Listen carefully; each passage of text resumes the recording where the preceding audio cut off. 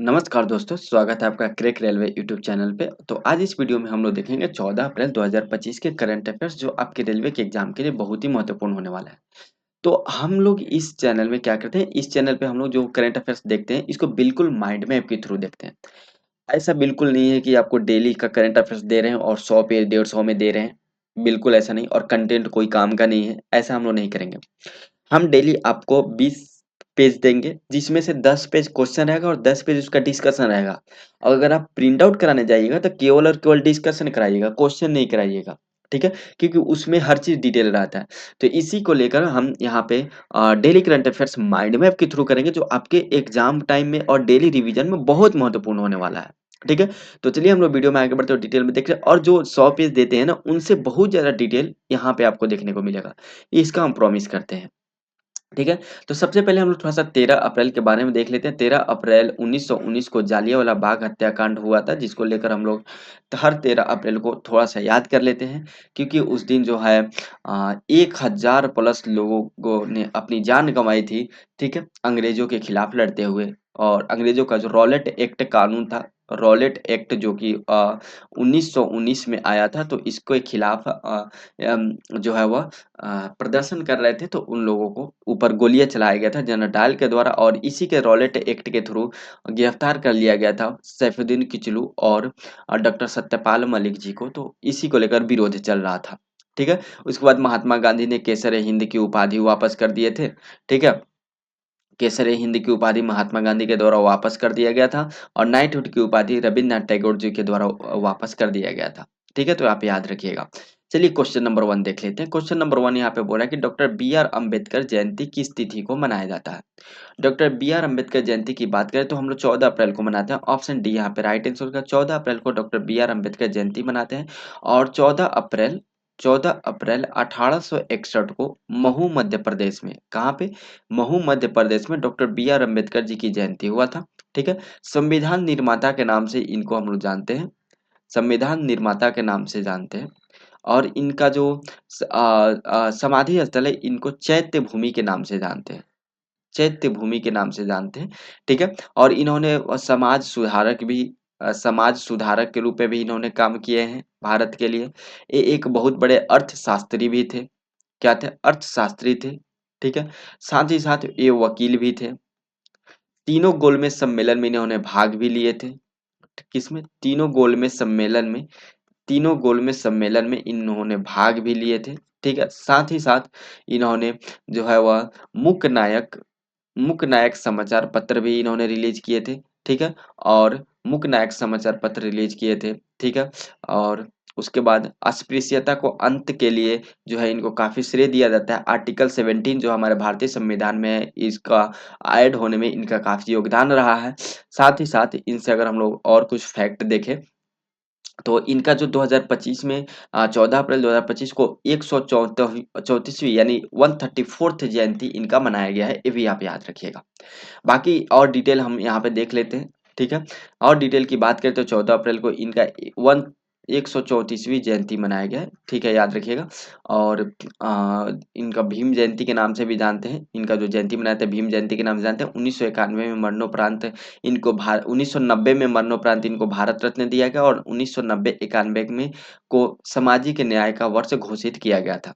हमने यहाँ पे 1800 माफ़ कीजिएगा, 1861 बता दिया। 1891 में इनका जन्म हुआ था महू मध्य प्रदेश में।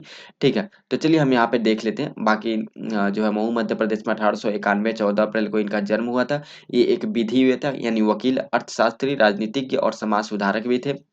संविधान निर्माता के रूप में इनको जाना जाता है, क्योंकि प्रारूप समिति के अध्यक्ष भी रह चुके हैं, और संविधान के जनक भी इनको माना जाता है। भारत के पहले कानून मंत्री या विधि मंत्री doctor B R Ambedkar ji थे, और दलित बौद्ध सम्मेलन के संस्थापक भी इन्हीं को माना जाता है। Annihilation of caste who were the Shudras, ये दोनों पुस्तक के लेखक जो है वह doctor B R Ambedkar ji थे, और मूक नायक और बहिष्कृत भारत के संपादक भी रह चुके हैं। राजनीति के तौर पे बात करें तो 1936 में स्वतंत्र मजदूर पार्टी के संस्थापक रहे हैं। ठीक है? और 1942 में उन्होंने अनुचित जाति महासंघ के स्थापना भी किए थे। 1956 में रिपब्लिक पार्टी ऑफ इंडिया की स्थापना भी उनके द्वारा किया गया था। ठीक है। और 26 जनवरी 1950 का जो संविधान लागू हुआ था, उनमें भी इनका बहुत भूमिका रहा है। अगर हम लोग बात करें बी आर अम्बेडकर जयंती के अवसर पे, तो मध्य प्रदेश सरकार ने इनके नाम पे एक वन्य जीव अभयारण्य बनाने की घोषणा की है। डॉक्टर बी आर अम्बेडकर के नाम पे वन्य जीव अभयारण्य बनाया जाएगा। कहाँ पे? ठीक है। वन्य जीव अभयारण्य बनाया जाएगा कहाँ पे? मध्य प्रदेश में। अभयारण्य कहाँ पे बनाया जाएगा? मध्य प्रदेश में बनाया जाएगा। और ये मध्य प्रदेश के 25वां अभयारण्य होगा। ठीक है। चलिए, अब हम लोग कुछ दिवस देख लेते हैं जो अप्रैल का प्रमुख दिवस है। 5 अप्रैल को राष्ट्रीय समुद्री दिवस मनाते हैं। 7 अप्रैल को विश्व स्वास्थ्य दिवस मनाते हैं। 10 अप्रैल को विश्व होम्योपैथी दिवस मनाते हैं। 15 अप्रैल को विश्व काला दिवस मनाते हैं। 17 अप्रैल को विश्व होमोफीलिया दिवस मनाते हैं। 18 अप्रैल को विश्व विरासत दिवस मनाते हैं। 21 अप्रैल को राष्ट्रीय सिविल सेवा दिवस मनाते हैं। और 22 अप्रैल को पृथ्वी दिवस मनाते हैं। 24 अप्रैल को राष्ट्रीय पंचायती राज दिवस मनाते हैं। 25 अप्रैल को विश्व मलेरिया दिवस। 26 अप्रैल को विश्व बौद्धिक संपदा दिवस। 29 अप्रैल को अंतर्राष्ट्रीय नृत्य दिवस। और 30 अप्रैल को आयुष्मान भारत दिवस के तौर पे हम लोग मनाते हैं। नेक्स्ट अगर हम लोग बात करते हैं हाल ही में कौन सा खिलाड़ी आईपीएल 2025 में 1000 बाउंड्री लगाने वाले पहले खिलाड़ी बने हैं। 1000 बाउंड्री मतलब क्या हुआ कि 1000 जो है वह बाउंड्री यहाँ पे लगा दिया गया विराट कोहली के द्वारा, यानी 721 यहाँ पे चौके लगाए गए हैं। ठीक है। 279 छक्के लगाए गए हैं किनके द्वारा? विराट कोहली के द्वारा। और 1000 टोटल कितना हुआ? टोटल 1000 हुआ। तो टोटल 1000 बाउंड्री लगाने वाले विराट कोहली पहले खिलाड़ी बन चुके हैं। ठीक है, आईपीएल में। तो ए विराट कोहली के नाम है, ऑप्शन ए राइट आंसर हो जाएगा आईपीएल में। और 1000 बाउंड्री लगाने वाले पहले खिलाड़ी बने हैं। सबसे अधिक चौके लगाने वाले आईपीएल में कौन बने हैं? विराट कोहली बने हैं। सबसे अधिक छक्के लगाने वाले में जो है वह 3rd नंबर पे है। फर्स्ट पे कौन है? गेल है, क्रिस गेल। और सेकंड पे है शर्मा जी का लड़का रोहित शर्मा। ठीक है, याद रखिएगा। ठीक है, शर्मा जी है सेकंड नंबर पे और थर्ड पे विराट कोहली। और बात ऐसा है ना कि 279 है विराट कोहली का और शर्मा जी का है ना 281, सॉरी 282। तो अगर 4 और लगा देंगे विराट कोहली छक्का तो फिर शर्मा जी आ जाएंगे थर्ड पे और कोहली जी आ जाएंगे सेकंड पे। ऐसा मामला है। ठीक है, ये याद रखिएगा। और हाल ही में टी20 में 13,000 रन पूरा करने वाले जो है पांचवें भारतीय बने हैं, सॉरी पहले भारतीय बने हैं विराट कोहली। और ओवरऑल वर्ल्ड में 5th नंबर पे इनका स्थान रहा है। 1000 बाउंड्री यहाँ पे देख सकते हैं, 721, 279। और क्रिस गेल सबसे अधिक चौके में आईपीएल में शीर्ष पे रहे हैं। छक्के में क्रिस गेल है, 357 छक्का है। और रोहित शर्मा का 282 छक्का और थर्ड नंबर पे विराट कोहली है। 18वां आईपीएल में जो आरसीबी के खिलाड़ी हैं विराट कोहली, इन्होंने 1000 बाउंड्री दिल्ली कैपिटल्स के खिलाफ पूरा किए हैं। अर्धशतक की बात करें तो 99 अर्धशतक है विराट कोहली का। ठीक है। और जो कि डेविड वार्नर से पीछे हैं। डेविड वार्नर का कितना छक्का है? डेविड वार्नर का कितना अर्धशतक है? 100 अर्धशतक है। और विराट कोहली का 99 अर्धशतक है। तो एक अर्धशतक का मामला है यहाँ पे। ठीक है। आईपीएल की बात करें तो अभी वर्तमान में 2025 में 18वां सीजन चल रहा है आईपीएल का, जो 22 मार्च से 25 मई 2025 तक चल रहा है। 13 शहरों में आयोजित किया जाएगा। टाटा के द्वारा इसका आयोजन किया जा रहा है। प्रायोजक इसके टाटा है। 10 टीमें इसमें भाग लेगी। 74 मैच खेले जाएंगे। ठीक है। 25 मई 2025 को इसका फाइनल ईडन गार्डन में खेला जाएगा। और इसका उद्घाटन भी कोलकाता के ईडन गार्डन में हुआ था, जिसमें उद्घाटन में कोलकाता नाइट राइडर्स और royal Challengers Bengaluru KKR versus RCB के बीच हुआ था। ईडन गार्डन्स में ही हुआ था। ठीक है। और आईपीएल के बारे में हम लोग बात करें तो आईपीएल जो है वह आईपीएल का टी20 फॉर्मेट में आयोजन होता है। 20-20 ओवर का होता है, जिसके प्रशासक बीसीसीआई यानी बीसीसीआई के द्वारा इसका आयोजन किया जाता है। प्रथम संस्करण 2008 में हुआ था। अभी वर्तमान में 2025 में 18वां संस्करण है। और ये एक टी20 फॉर्मेट है। सबसे सफल टीम की बात करते हैं 2024 तक मुंबई इंडियंस और चेन्नई सुपर किंग्स है, जो कि 5-5 खिताब जीत चुके हैं। 2024 तक की डाटा की कि 2025 तो अभी चल ही रहा है। अगर हम लोग नीलामी की बात करें तो जो है नीलामी इसका नवंबर 2024 में हुआ था। सऊदी अरब में, जेदा के सऊदी अरब में नीलामी हुआ था, जिसमें सबसे महंगा खिलाड़ी ऋषभ पंत है। लखनऊ सुपर जॉयंट्स के द्वारा इनको खरीदा गया था 27 करोड़ में। सबसे महंगा खिलाड़ी श्रेयस अय्यर है, जो कि पंजाब किंग्स के द्वारा इनको लिया गया था 26.75 करोड़ रुपए में। और सबसे महंगा विदेशी खिलाड़ी की बात करें तो जॉस बटलर है, जो कि गुजरात टाइटंस के द्वारा इनको खरीदा गया था 15.75 करोड़ रुपए में। और सबसे युवा खिलाड़ी बिहार के वैभव सूर्यवंशी है, जो कि राजस्थान रॉयल्स के द्वारा 1.10 करोड़ रुपए में खरीदा गया था। और 13 वर्ष के मात्र उम्र है इनका। नेक्स्ट करंट अफेयर देख लेते हैं। विश्व हवाई अड्डा रैंकिंग 2025 की सूची में कौन सा हवाई अड्डा शीर्ष स्थान पे रहा है? तो इसमें से जो है वह Singapore Changi airport first number पे रहा है, ठीक है। और ये सिंगापुर जो है 13वीं बार ये पुरस्कार जीता है, शीर्ष पे रहा है, ठीक है। सेकंड पे रहा है हमाद इंटरनेशनल हवाई अड्डा, और थर्ड पे रहा है टोक्यो इंटरनेशनल हवाई अड्डा। जो बेंगलुरु कैंपगोड़ा हवाई अड्डा है, यह दक्षिण एशिया का सर्वश्रेष्ठ क्षेत्रीय हवाई अड्डा घोषित किया गया है, बेंगलुरु कैंपगोड़ा का। और गोवा जो हवाई अड्डा है भारत का, गोवा का जो इंटरनेशनल एयरपोर्ट है उसको सबसे स्वच्छ एयरपोर्ट का दिया गया है। हैदराबाद का जो हवाई अड्डा है उसको बेस्ट स्टाफ, सबसे बेस्ट स्टाफ का अवार्ड दिया गया, यानी वहाँ का स्टाफ जो है बेस्ट है। और भारत और दक्षिण एशिया का, भारत और दक्षिण एशिया का सर्वश्रेष्ठ एयरपोर्ट का पुरस्कार दिया गया है इंदिरा गांधी इंटरनेशनल एयरपोर्ट, ठीक है, जो कि दिल्ली में स्थित है, इसको दिया गया है। तो ये भारत के संदर्भ में भारत में 4 एयरपोर्ट को पुरस्कार दिया गया। और बाकी टॉप पे सिंगापुर चांगी एयरपोर्ट, सेकंड पे हमाद इंटरनेशनल एयरपोर्ट और थर्ड पे टोक्यो इंटरनेशनल एयरपोर्ट है। बाकी सभी डिटेल हमने यहाँ पे ऐड किया है, देख सकते हैं। ये जो रिपोर्ट दिया गया है, ये Skytrax world airport award 2025 का आयोजन किया गया, जो कि स्काई टेक्स के द्वारा किया गया। और वर्ल्ड एयरपोर्ट अवार्ड 2025 का आयोजन किया गया, इसी में बताया गया कि जो सबसे बेस्ट अवार्ड दिया गया सिंगापुर के चांगी एयरपोर्ट को दिया गया, जो कि 13वीं बार जीता है। सेकंड पे हमाद इंटरनेशनल एयरपोर्ट, जो कि दोहा कतर में स्थित है, ठीक है। और थर्ड नंबर पे टोक्यो इंटरनेशनल एयरपोर्ट, जो कि हेनेडा जापान में स्थित है। और इसमें ग्राहक की संतुष्टि, बुनियादी ढांचा, सेवा, नवाचार पे इसका जो है ये आधार देखा जाता है इसमें। Skytrax world airport award 2025 में इसका आयोजन मैड्रिड में किया गया। बाकी हमने यहाँ पे भारत के संदर्भ में सभी चीजें आपको बता दिया। दिल्ली इंदिरा गांधी इंटरनेशनल एयरपोर्ट को दक्षिण एशिया का सर्वश्रेष्ठ हवाई अड्डा, बेंगलुरु के कैंपगोड़ा एयरपोर्ट को दक्षिण एशिया का सर्वश्रेष्ठ क्षेत्रीय हवाई अड्डा, हैदराबाद एयरपोर्ट को सर्वश्रेष्ठ स्टाफ का यहाँ पे दक्षिण एशिया में सर्वश्रेष्ठ स्टाफ का सेवा का यहाँ पे पुरस्कार दिया गया। और गोवा का मनोहर एयरपोर्ट जो है उसको दक्षिण एशिया का सबसे स्वच्छ हवाई अड्डा का यहाँ पे पुरस्कार दिया गया है। आप देख सकते हैं ये है हमारा प्यारा भारत, और बिल्कुल यहाँ पे हमारा प्यारा भारत यहाँ पे स्थित है। और आप देख सकते हैं ये है टोटल एशिया का मैप, ये है ट्रॉपिक ऑफ कैंसर, यानी ये है कर्क रेखा, ये है भूमध्य रेखा, ये है मकर रेखा, ठीक है। और यहाँ पे स्थित है सिंगापुर, बिल्कुल मकर रेखा के पास में स्थित है सिंगापुर और इंडोनेशिया के थोड़ा सा ऊपर स्थित है, तो याद रखिएगा यहाँ पे स्थित है सिंगापुर। ओके, नेक्स्ट क्वेश्चन हम लोग देख लेते हैं। नेक्स्ट क्वेश्चन है, एक ही पेड़ हाल ही में 1 करोड़ पौधे लगाने वाले, 1 करोड़ पौधे लगाने वाले वृक्ष, 1 करोड़ पौधे लगाने वाले वृक्ष पुरुष, क्या नाम है? वृक्ष पुरुष और पद्मश्री रमैया का निधन हो गया। इनका संबंध किस राज्य से है? इनका संबंध तेलंगाना से है। ऑप्शन सी यहाँ पे राइट आंसर देगा।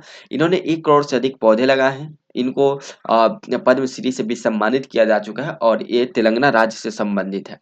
तो इनके बारे में हम यहाँ पे देख लेते हैं। इनका पूरा नाम है दारीपल्ली रमैया जी, जो कि वन्य जीवी इनको बोला जाता है। और इन्होंने 1 करोड़ से अधिक पौधे लगा दिए, इसलिए इनको ग्रीन क्रूसेडर के नाम से भी जाना जाता है। किस नाम से? ग्रीन क्रूसेडर के नाम से जाना जाता है।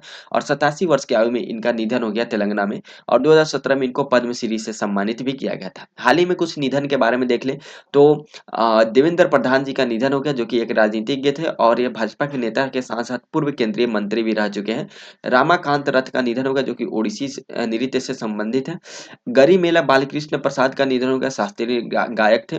पद्मश्री गोदावरी सिंह का निधन हो गया, कष्ट कला से संबंधित है। मायाधर राउत का निधन हो गया, कि ओडिसी नृत्यक थे। मलिदी रेगे का निधन हो गया, मुंबई क्रिकेट के पूर्व कप्तान रह चुके हैं। महंत सत्येंद्र दास का निधन हो गया, जो कि राम जन्मभूमि मंदिर के मुख्य पुजारी भी रह चुके हैं। नवीन चावला का निधन हो गया, पूर्व मुख्य चुनाव आयुक्त रह चुके हैं। और लतिका कट का निधन हो गया, जो कि प्रसिद्ध मूर्तिकार भी रह चुके हैं। नेक्स्ट हम लोग बात करते हैं, हाल ही में रीडिया सिल्क और खासी हैंडलूम को जीआई टैग दिया गया। इस उत्पाद का संबंध किस राज्य से है? तो ये जो उत्पाद है इसका संबंध किस राज्य से? तो ये मेघालय से। ऑप्शन सी यहाँ पे राइट आंसर, मेघालय से इसका संबंध है इस उत्पाद का। रीडिया सिल्क और खासी हैंडलूम जो पुरस्कार दिया गया मेघालय का उत्पाद है। ठीक है, आप यहाँ पे देख सकते हैं ये मेघालय के केंद्र सरकार के द्वारा हाल ही में दिया गया और 2 पुरस्कार रीडिया सिल्क और खासी हैंडलूम को दिया गया, जो कि कहाँ से संबंधित है? यह एक मेघालय से संबंधित है। हाल ही में 2025 में हाल ही में बहुत सारे उत्पाद को जीआई टैग दिया गया, जैसे कुंभकोणम पान के पत्ते, जो कि तंजावुर में संबंधित है, तंजावुर से संबंधित है, तमिलनाडु से। तेवला लाइव फूलमाला कन्याकुमारी तमिलनाडु से संबंधित है, इसको भी जीआई टैग दिया गया। सौदागरी ब्लॉक प्रिंट जमालपुर गुजरात से संबंधित है, इसको जीआई टैग दिया गया। चपाता मिर्च तेलंगाना से संबंधित है, इसको भी जीआई टैग दिया गया। और सौदागरी ब्लॉक प्रिंट कला, इसको भी जीआई टैग दिया गया, जो कि अहमदाबाद से संबंधित है। नोलेर गुरु संदेश को जीआई टैग दिया गया, जो कि पश्चिम बंगाल से संबंधित है। और असल साद चिक्कू एक फल है जिसको जो गुजरात का है, इसको हाल ही में जीआई टैग दिया गया। और नोलेन गुरु संदेश एक मिठाई है पश्चिम बंगाल का, जिसको हाल ही में जीआई टैग दिया गया। ठीक है, जीआई टैग 10 वर्षों के लिए दिया जाता है। ठीक है, सबसे पहले जीआई टैग 2004 में दिया गया था दार्जिलिंग की चाय को, जो कि पश्चिम बंगाल में स्थित है। और सर्वाधिक जीआई टैग वाला राज्य उत्तर प्रदेश है, जहाँ पे 75 जीआई टैग है। और जीआई टैग का फुल फॉर्म होता है ज्योग्राफिकल इंडिकेशन, और इसका रजिस्ट्री ऑफिस है चेन्नई तमिलनाडु, याद रखिएगा। नेक्स्ट हम लोग देख लेते हैं, हाल ही में मैरीटाइम एंगेजमेंट 2025 बहुपक्षीय अभ्यास किस देश में शुरू हुआ है। भारत ने क्या सोचा है कि ये जो अफ्रीका का देश है ना, अफ्रीका के देशों के साथ हम एक युद्ध अभ्यास करते हैं। युद्ध अभ्यास इसलिए जरूरी है क्योंकि अफ्रीका के देशों जो है वह काफी पीछे है, तो इस मामले में हम इनको ट्रेंड करते हैं। और ये अभ्यास जो होगा वह एक तो संबंध स्थापित करेगा, अच्छा से अच्छा संबंध स्थापित करेगा, साथ ही इन देश के जो सेना है उसको और मजबूत करेगा। तो अफ्रीका के टोटल 11 देश इसमें भाग लेंगे, भारत सहित 11 देश भाग लेंगे इसमें। और इसमें जो 11 देश भाग लेंगे उसमें से सभी देश का नाम हमने आगे ऐड किया है। ठीक है, तो और यहाँ पे ये अब आप देख सकते हैं, यहाँ पे मैरी टाइम लिखा है। मैरी टाइम यानी क्या, नौसेना से संबंधित है। नौसेना मैरी टाइम जो वर्ड यूज होता है वह समुद्री क्षेत्र से संबंधित है, तो नौसेना से ये संबंधित है। ठीक है, और इसका आयोजन तंजानिया में किया जाएगा। ऑप्शन डी राइट आंसर हो जाएगा। भारत और तंजानिया मिलकर अफ्रीका के देशों के लिए इसका आयोजन कर रहा है, जो यहाँ पे देख सकते हैं, Africa India maritime engagement, जिसका आयोजन 13 to 18 अप्रैल 2025 के बीच दर एस सलाम तंजानिया में आयोजन किया जाएगा। और भारत और तंजानिया जो है मिल के इसका आयोजन कर रहे हैं, और 11 देशों की इनमें शामिल किए हैं। और इसका आयोजन जो है संचालन भारतीय नौसेना और तंजानिया पीपुल्स डिफेंस फोर्स के द्वारा किया जा रहा है। 2 चरण में होगा, पहला चरण हार्बर और दूसरा चरण समुद्री होगा। दोनों चरण में इसका आयोजन किया जाएगा। इसमें Bharat, Tanzania, Comoros, Djibouti, Kenya, Madagascar, Mauritius, Mozambique, Seychelles और दक्षिण अफ्रीका इसमें शामिल है। ठीक है, इसका उद्देश्य है कि क्षेत्रीय समुद्री चुनौती के लिए सहयोगी समाधान विकसित करना। नेक्स्ट बात करें तो हाल ही में ऑस्कर में डैश के लिए नया पुरस्कार श्रेणी जोड़ी गई है। ऑस्कर में किसके लिए नया पुरस्कार श्रेणी जोड़ी गई, तो स्टंट कार्य के लिए। आपको पता है कि मूवी में बहुत सारे स्टंट होते हैं, और इस स्टंट को लेकर बहुत सारे अभिनेता की मृत्यु भी हो जाती है। बहुत मेहनत वाला काम है स्टंट वाला, और इसको लेकर कोई स्पेशल पुरस्कार की व्यवस्था नहीं की गई है। तो 2022 से बहुत सारे निर्देशक इसके लिए लड़ रहे थे, तो अब जाकर यहाँ पे ऑस्कर के जो संस्था है उनके द्वारा ये फैसला लिया गया कि स्टंट के लिए सर्वश्रेष्ठ स्टंट डिजाइन का पुरस्कार दिया जाएगा। ठीक है, आने वाले जो 100 यानी अभी क्या है 2025 में 97th नंबर का ऑस्कर का आयोजन किया गया था। तो जो 100वां ऑस्कर का आयोजन किया जाएगा 2028 में, उसमें दिया जाएगा सर्वश्रेष्ठ स्टंट डिजाइन का पुरस्कार। और 2027 में जो भी फिल्म रिलीज होंगे उसमें जो बेस्ट स्टंट करेंगे उनको ये पुरस्कार दिया जाएगा। ठीक है, तो आप ये याद रखिएगा। चलिए, अब हम लोग देख लेते हैं, यहाँ पे सभी डिटेल देख लेते हैं। 2028 में जो आप देख सकते हैं हमने ऐड किया, 2028 में जो 100वां ऑस्कर का श्रेणी का आयोजन किया जाएगा, सर्वश्रेष्ठ स्टंट डिजाइन का पुरस्कार यहाँ पे दिया जाएगा। The academy of motion picture arts and sciences के द्वारा यह पुरस्कार दिया जाएगा। और इसका उद्देश्य क्या है, तो फिल्मों में स्टंट कलाकारों के महत्वपूर्ण योगदान को मान्यता देना। 2027 में जो फिल्म रिलीज फिल्मों के लिए सर्वश्रेष्ठ स्टेट डिजाइन का पुरस्कार दिया जाएगा। अगर हम लोग बात करें ऑस्कर की, तो 1929 में इसकी शुरुआत हुई थी। 16 मई को 1929 को हॉलीवुड रूजवेल्ट होटल में इसका आयोजन किया गया था। इसका आधिकारिक नाम है एकेडमी अवार्ड ऑफ मेरिट। सबसे सर्वाधिक अगर ऑस्कर जीतने वाला कोई मूवी है तो वह है वाल्ट डिज्नी, जो जिसने 22 ऑस्कर पुरस्कार जीत चुका है। और सबसे अधिक यानी 4 बार ऑस्कर जीतने वाले जो अभिनेत्री है कैथरीन हैपबर्न, और चारों बार इन्होंने सर्वश्रेष्ठ अभिनेत्री का पुरस्कार जीते हैं कैथरीन हैपबर्न ने। ठीक है, और अभी तक 3 ऐसे मूवी है जिसने 11 ऑस्कर पुरस्कार जीत चुकी है। और 3 मूवी कौन कौन से हैं, बेन हुर जो कि 1959 में जीती थी, टाइटैनिक 1997 में, the Lord of the rings return of the king 2003 में। ये तीनों मूवी 11 ऑस्कर पुरस्कार जीत चुके हैं, और ऐसा करने वाले केवल 3 फिल्म है। अगर हम लोग भारत के संदर्भ में देखें चीजें, तो भारत में सबसे पहले भानु अथैया को 1983 में गांधी में कस्ट्यूम डिजाइन के लिए, गांधी मूवी के कस्ट्यूम डिजाइन के लिए पहली भारतीय ऑस्कर विजेता रही है भानु अथैया। सत्यजीत रे को 1992 में दिया गया था मानद ऑस्कर का पुरस्कार। एक मूवी था स्लम डॉग मिलियनेयर, ठीक है, स्लम डॉग मिलियनेयर 2008 में रिलीज हुआ था और 2008 में जो है इसमें 8 ऑस्कर पुरस्कार दिया गया था, जिसमें से 2 ऑस्कर पुरस्कार ए आर रहमान को दिया गया था जो कि भारतीय है, ठीक है, तो इसलिए हमने यहाँ पे ऐड कर दिया गया। और 1929 में ऐसा पहली बार हुआ था कि दो फुल फिल्म को लगातार सर्वश्रेष्ठ फिल्म का पुरस्कार दिया गया था। एक फिल्म था विंग्स और जो दूसरा फिल्म था हुआ था सनराइज।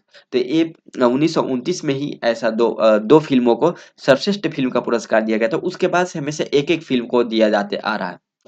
उसके बाद जो 95 यानी 95th नंबर का जो 2023 में ऑस्कर पुरस्कार का घोषित किया गया था, उसमें भारत के दो पुरस्कार दिया गया था। एक तो नाटू नाटू सॉन्ग जो आरआरआर के सॉन्ग है, नाटू नाटू, उनको ओरिजिनल सॉन्ग के बेस्ट ओरिजिनल सॉन्ग के लिए ऑस्कर दिया गया था। और एक बेस्ट डॉक्यूमेंट्री शॉर्ट्स जिसका नाम है द एलिफेंट विस्पर, इसको भी ऑस्कर पुरस्कार दिया गया था, तो ये आप याद रखिएगा। जो 97th नंबर का ऑस्कर हुआ उसको देखें तो सर्वश्रेष्ठ फिल्म अनोरा को दिया गया। सर्वश्रेष्ठ निर्देशक सीन बेकर को दिया गया जो कि अनोरा के ही हैं। सर्वश्रेष्ठ अभिनेता का पुरस्कार एड्रियन ब्रॉडी को दिया गया, ठीक है। और सर्वश्रेष्ठ अभिनेत्री का पुरस्कार मिकी मेडिसन को दिया गया जो कि अनोरा से ही संबंधित है। बाकी ये आप याद नहीं रखिएगा। चलिए, अब हम लोग कुछ न्यूज इन शॉर्ट्स में देख लेते हैं, ठीक है, जो कि यहाँ पे इंपॉर्टेंट पॉइंट है, ठीक है। आप देखेंगे तो ये न्यूज इन शॉर्ट्स में वो सभी पॉइंट्स ऐड किया जाता है जो कि हाल फिलहाल में चर्चा में है, ठीक है, और बहुत मतलब उस पे डिटेल नहीं बन सकता है। जैसे यहाँ पे देखेंगे तो खुलताबाद एक महाराष्ट्र में जगह है जिसका नाम बदल के रत्नापुर कर दिया गया है। तो ये महाराष्ट्र में जगह है और यहीं पे औरंगजेब का कब्र भी है, तो खुलताबाद का नाम बदल के रत्नापुर कर दिया गया है महाराष्ट्र सरकार के द्वारा, ठीक है। हाल ही में एक प्रसिद्ध कथक नृत्यांगना और कदम्ब नृत्य केंद्र के संस्थापक कामुदिनी लखिया का हाल ही में निधन हो गया है 95 वर्ष के आयु में। और इन्हें 2025 में पद्म विभूषण से भी सम्मानित किया गया है। यूजीसी यानी यूनिवर्सिटी ग्रांट